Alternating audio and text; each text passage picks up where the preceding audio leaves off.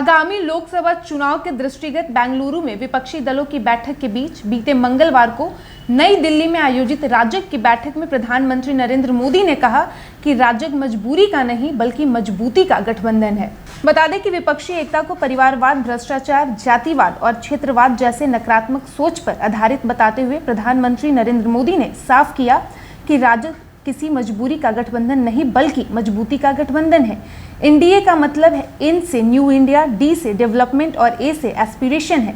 राजग में शामिल 38 दलों के नेताओं की बीते मंगलवार को आयोजित बैठक को संबोधित करते हुए पीएम मोदी ने कहा कि देश के युवाओं, दलितों, किसानों, आदिवासियों समेत सभी वर्गों का भरोसा राजग के साथ है। राजग में शामिल दलों को दलितों, पिछड़ों, वंचित वर्गों का प्रतिनिधि बताते हुए उन्होंने इस गठबंधन को क्षेत्रीय आकांक्षाओं का इंद्रधनुष बताया। बैठक में घटक दलों के नेताओं ने पिछले 9 सालों की मोदी सरकार की उपलब्धियों की प्रशंसा करते हुए भारत की विकास यात्रा को जारी रखने का संकल्प दोहराया। प्रधानमंत्री मोदी ने साफ किया कि विपक्षी एकता के लिए 26 दलों के नए गठबंधन का कोई भविष्य नहीं है, क्योंकि ये मजबूरियों का गठबंधन है और एक व्यक्ति को सत्ता से हटाने के लिए बना है। उन्होंने कहा कि 1990 के दशक में कांग्रेस ने इसी नकारात्मक सोच के साथ चुनी हुई सरकार को गिराने के लिए कई गठबंधन किए थे जो नहीं चला। 1998 में सकारात्मक सोच से बना राजग 25 साल पूरा कर रहा है। उन्होंने कहा कि हम जोड़ते हैं जबकि वे तोड़ते हैं।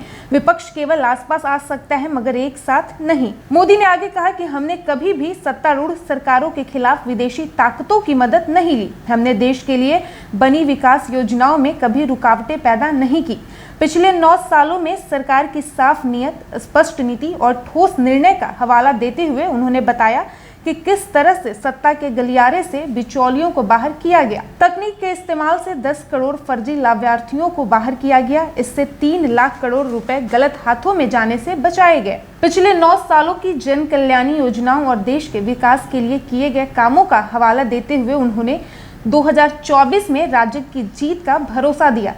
इस सिलसिले में उन्होंने 2014 की तुलना में 2019 में मिले ज्यादा जन समर्थन का भी हवाला दिया।